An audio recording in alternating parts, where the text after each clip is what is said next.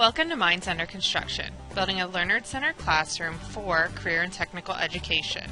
My name is Katie, and I will be your guide for this presentation. After hearing from me, you will be able to know the following. What is learner-centered teaching, or LCT? How authentic learning experiences, movement, and inclusive involvement relate to an effective classroom. What role repetition plays in long-term recall. Where to start when implementing an LCT approach, and how to justify that approach for buy-in in a career and technical education classroom. Are you ready to build, shape, and mold the minds of your students? Let's go.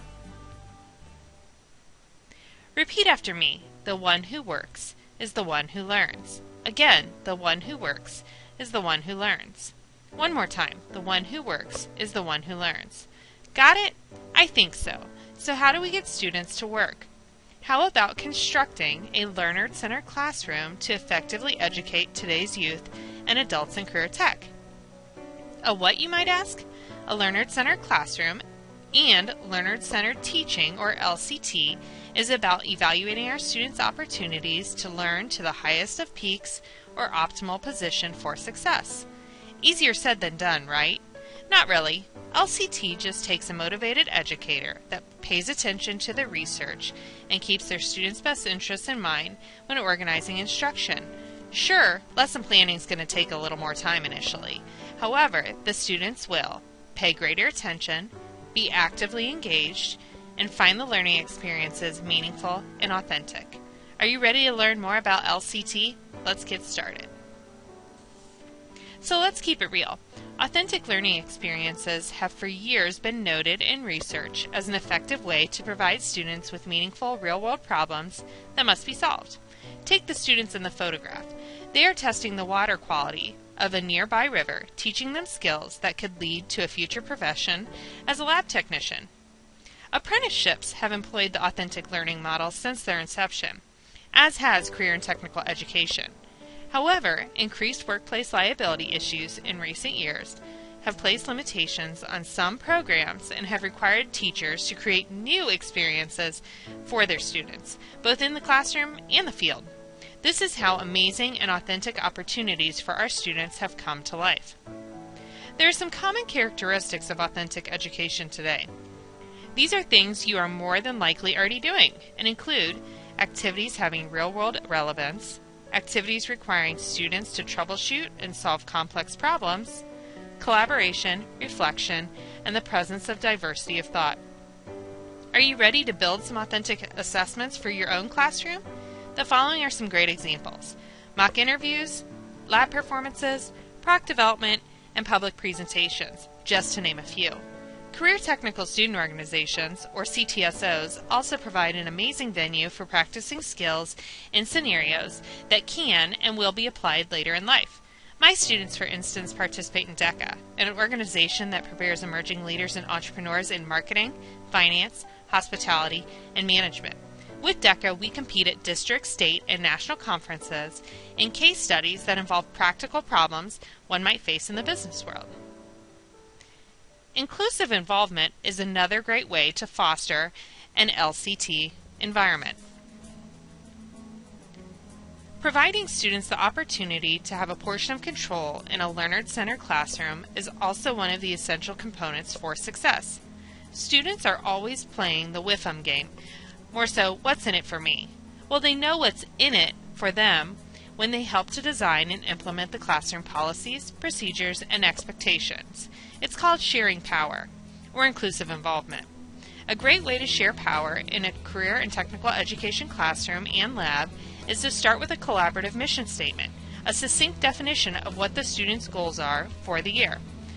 Once you've identified common goals, learning can really begin.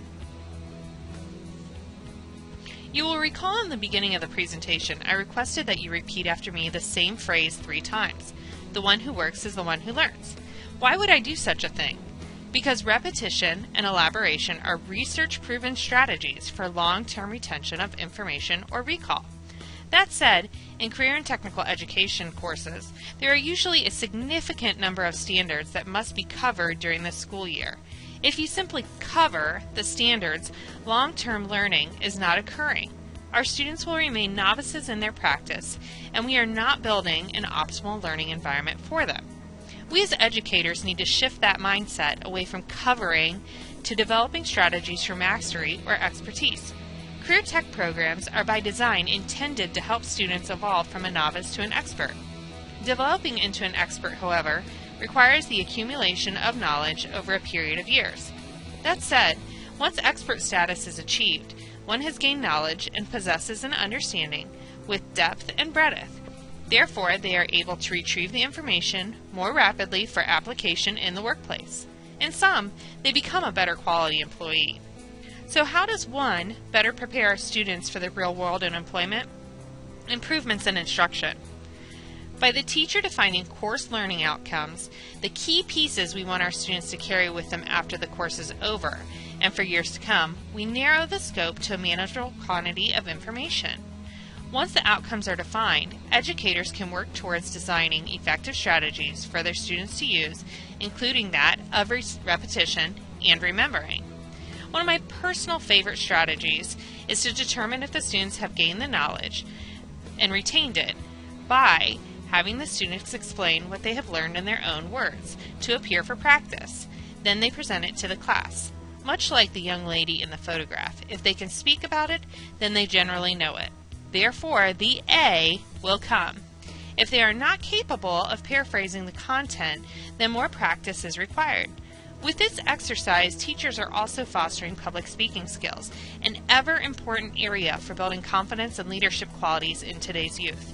Encouraging students to repeat information learned is an excellent and immediate way to prove the content was retained while simultaneously creating a better employee for the future.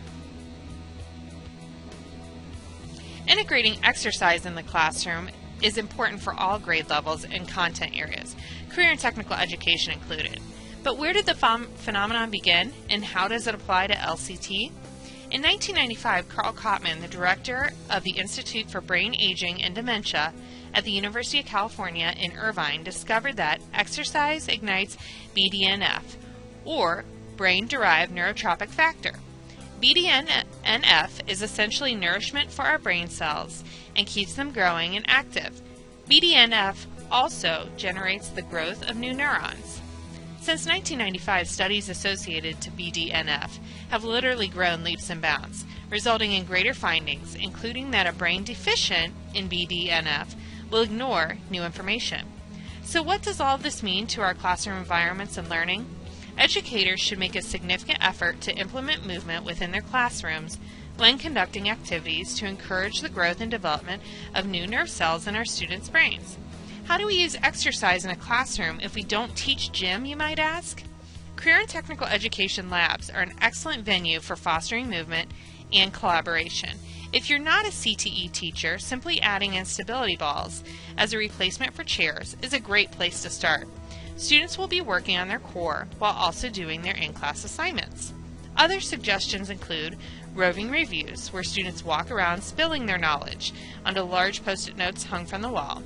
They could also do stretch breaks, where students stand for a minute and work through a series of guided exercise, and brief class walks around the building. Are you interested in learning more about movement and learning? Check out brain-based practitioner Ann Anzalone at annanzalone.com. With Ann, you will gather strategies to improve your classroom environment and increase the learning of your students. You will also be a part of building and shaping happier and healthier bodies and minds for the future. Anytime you try to change something or adopt a new practice, someone is always going to have concerns. It's really inevitable. However, early adopters are often the ones that have the ability to really make a difference in an environment. When inserting LCT practices into your classroom, keep in mind that the potential exists for opposition from administrators, colleagues, and even your own students. Usually they are simply just nervous about what's new. Buy-in from all parties, however, is essential if you want a learner-centered teaching environment to thrive. Perplexed looks might occur the first time you explain the need for exercise to your students, but they will see the positive effects post-execution. Therefore, the question is, do you want to be an early adopter or not? I know I do. Where do you start? The research, of course. Terry Doyle, the author of Learner-Centered Teaching, Putting the Research on Learning into Practice, the source which much of the information within was derived from, suggests that it's our obligation to follow what research says, and the research on LCT is pretty significant. It really does work. We know we can, and our students can, get smarter if we employ LCT practices. We also know that if we approach our colleagues with significant evidence, they can't really deny what's real. So let's move past the opposition and put into action a plan to implement basic LCT principles or practices into your career and technical education classroom for optimal results from our students. Once implemented, make sure to evaluate for improvements and repeat. See, we can make mistakes and also learn new things too along the way. When you take the first step and address students about the value behind a learner-centered environment, you must first start with the why. Terry Doyle suggests you divide the rationale into 3 categories. First, an obligation to follow the research. Second, preparing the students for their future careers. And third, preparing students as lifelong learners. When working with high school juniors and seniors, career preparation is often top of mind.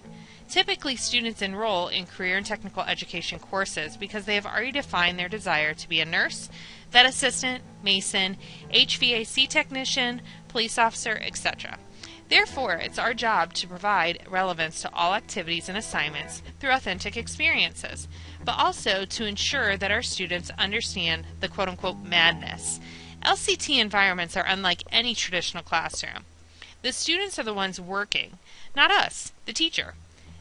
This can be odd to students, but again, with quality justification, they will understand in the long run. For instance, companies, businesses, and organizations typically have a clear list of skills they are looking for from today's graduates, often referred to as 21st century skills. Using these attributes, including diversity, integrity, balance, problem solving, critical thinking, flexibility, communication, and collaboration, are ways to justify or rationalize the value of a learner-centered environment on a daily basis. It's a great way to keep your students invested in your goal, which is to ultimately make them a lifelong and self-serving learner. So have you bought into learner-centered teaching yet? I hope so. Hopefully I have given you some food for thought as you work to construct your own learner-centered classroom for instruction. Just remember the keys to LCT are the ones who work is the one who learns. Keep it authentic, include the students, and share the power. Make them repeat, and move. Finally, as you implement your plan, don't be afraid to evaluate for improvements. So ready, set, go, build, shape, and mold the minds of your students.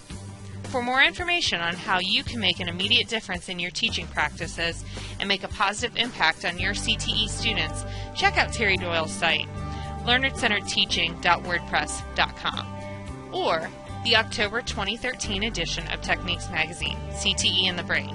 Thanks for watching. Until next time.